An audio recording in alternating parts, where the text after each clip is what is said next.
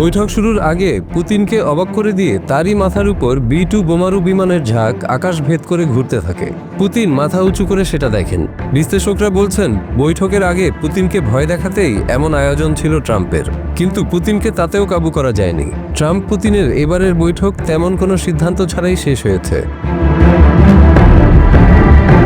আলাস্কায় বৈঠকের আগে রুশ প্রেসিডেন্ট ভ্লাদিমির পুতিনকে কি ডোনাল্ড ট্রাম্প যুক্তরাষ্ট্রের সামরিক শক্তির নমুনা দিলেন? কেননা পুতিন লাল গালিচায় হেঁটে যাওয়ার সময় আকাশে B-2 স্পিরিট বোমারু বিমান গর্জন তুলে উড়ে যায়। পুতিন যখন ইউক্রেন যুদ্ধ নিয়ে ট্রাম্পের সঙ্গে গুরুত্বপূর্ণ আলোচনায় বসতে উড়োজাহাজ থেকে অবতরণ করে লাল গালিচায় ট্রাম্পের সঙ্গে হেঁটে যাচ্ছিলেন, ঠিক তখনই আকাশে গর্জন তুলে এক বিশাল B-2 স্পিরিট স্টেলথ বোমারু বিমান উড়ে যায়। এটির সঙ্গে আরও কয়েকটি মার্কিন যুদ্ধ বিমান ছিল।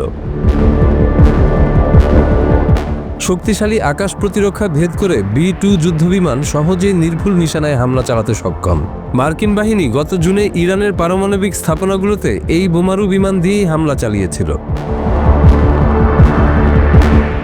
আলাস্কা বৈঠকের আগে এমন শক্তি প্রদর্শন করে অভ্যর্থনা জানানোর মধ্যে দিয়ে যুক্তরাষ্ট্র তাদের সামরিক শক্তির স্পষ্ট বার্তা বহন করছে।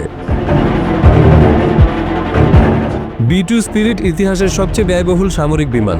প্রতিটি বিমানের দাম প্রায় $201 কোটি মার্কিন ডলার, যা নর্থ্রপ গ্রুম্যান নামের একটি কোম্পানি তৈরি করে। 80 দশকের শেষ দিকে উৎপাদন শুরু হলেও সোভিয়েত ইউনিয়নের পতনের পর এর উৎপাদন সীমিত করা হয় এবং শেষ পর্যন্ত মাত্র 21টি B-2 বোমারু বিমান তৈরি করা হয়। এই বোমারু বিমান একটানা 6000 নটিক্যাল মাইল 11,112 কিলোমিটার উড়তে পারে। 40,000 পাউন্ডের, যা 18,144 কেজি বেশি ওজনের অস্ত্র এই বিমানে বহন করা সম্ভব, যার মধ্যে পারমাণবিক বোমাও রাখা যায়। সর্বোচ্চ 16টি B-83 পারমাণবিক বোমা বহন করতে সক্ষম প্রতিটি বিমান। বিমানটির সর্বোচ্চ ক্ষমতা যেন অক্ষুণ্ণ থাকে তেমনভাবেই ভেতরে অস্ত্র রাখার জায়গা বানানো। এর ভেতরে বিশাল 30,000 পাউন্ডের বাংকার বাস্টার বোমাও বহন করা যায়। B-2 বিমান ভূগর্ভস্থ স্থাপনা ধ্বংসের জন্য ব্যবহার করা হয়। অতীতে যুক্তরাষ্ট্রের মিজৌরি থেকে শুরু করে আফগানিস্তান, লিবিয়া ও ইরান পর্যন্ত দীর্ঘ মিশনে অংশ নিয়েছে এই যুদ্ধবিমান।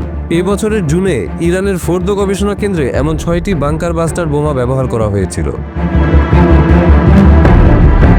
B-2 বোমারু বিমানে মাত্র 2 জন পাইলট লাগে। অল্প জনবলে আধুনিক অটোমেশন সিস্টেমে এই বিমান কার্যকরভাবে চালানো সম্ভব। বিমানটির গোপন প্রযুক্তি এমনভাবে তৈরি যে শত্রুর রাডারে এটি কখনো ধরা পড়ে না। রাডারে B-2 এর প্রতিচ্ছবি একটি ছোট্ট পাখির মতো, যা প্রায় অদৃশ্য। 2022 সালের ফেব্রুয়ারিতে রাশিয়া ইউক্রেন যুদ্ধ শুরু হয়। ওই সময় রাশিয়া ইউক্রেনের রাজধানী কিয়েভে হামলা চালায়। ইতোমধ্যেই এই যুদ্ধের কারণে হাজার হাজার মানুষ মারা গেছে এবং যুদ্ধ এখনো চলমান আছে। ইউরোপে গত 80 বছরে এটিই সবচেয়ে ভয়াবহ সংঘাত। রাশিয়া ইউক্রেনের যুদ্ধের অবসানের লক্ষ্যে আলাস্কায় 3 ঘন্টার বৈঠক শেষ করে যৌথ সংবাদ সম্মেলনে মার্কিন প্রেসিডেন্ট ডোনাল্ড ট্রাম্প বলেন, চুক্তি তখনই হবে যখন সত্যিকার অর্থেই চুক্তি হবে। এর মাধ্যমে ট্রাম্প আলোচনায় কোনো সিদ্ধান্তে পৌঁছাতে না পারার দিকেই স্পষ্ট ইঙ্গিত দিয়েছেন। যৌথ এই সংবাদ সম্মেলনে রাশিয়ার প্রেসিডেন্ট পুতিন বলেছেন, ইউক্রেন যুদ্ধ বন্ধ হোক তা তিনিও আন্তরিকভাবে চান। একই সাথে তিনি বলেছেন, যুদ্ধ বন্ধের জন্য এই যুদ্ধের মূল কারণগুলো নিরসন করতে হবে। আলাস্কার বৈঠক শেষে যৌথ সংবাদ সম্মেলনে ট্রাম্প শীঘ্রই আবার দেখা করার কথা বললে পুতিন তাকে ইংরেজি বাক্য ব্যবহার করে পরের বার বৈঠকে মস্কোতে আমন্ত্রণ জানান। ট্রাম্পকে কি দেখানোর জন্য রাশিয়া ডাকছেন পুতিন?